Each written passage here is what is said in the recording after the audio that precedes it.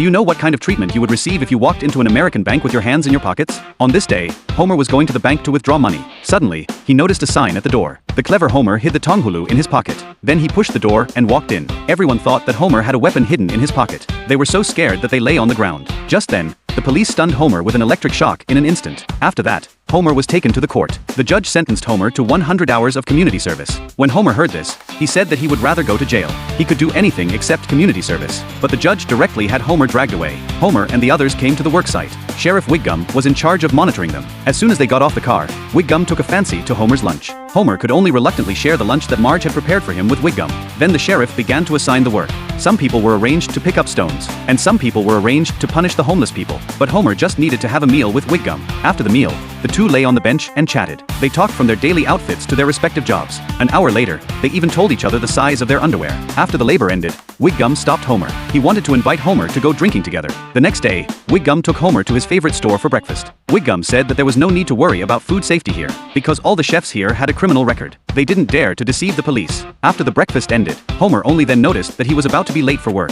Wiggum told Homer to follow him. From then on, the two of them were together every day. Homer even followed Sheriff Wiggum on duty during the weekend. On this day, Wiggum was going to take Homer to his secret base. This cliff was Wiggum's secret base. Whenever he was in a bad mood, he would come here to watch the sunset. And now he had Homer's company. He poured out the troubles in his life to Homer. It turned out that the sheriff was also an ordinary person who was entangled in the trivial matters of life.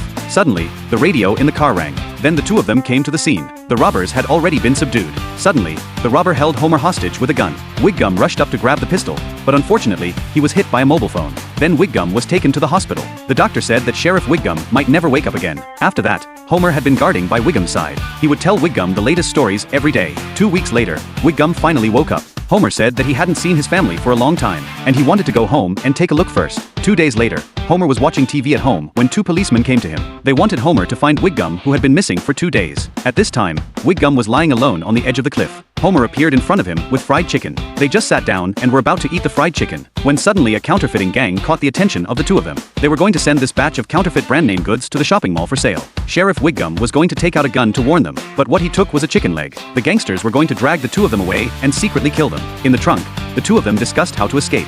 Wiggum was a bit desperate, but Homer said that he believed that Wiggum could find a way to escape. Suddenly, Wiggum noticed the CD changer beside him. He used his tongue to change the position of the CD. At this time, the gang leader in the car wanted to listen to some scary music. The driver turned on the car radio. A beautiful and soothing folk song slowly came out. The driver had to get out of the car and go to the trunk to change the music. At this time, Wiggum suddenly appeared and he successfully snatched the pistol from the driver's hand. After it was over, Wiggum invited Homer to take a helicopter with him to play a prank.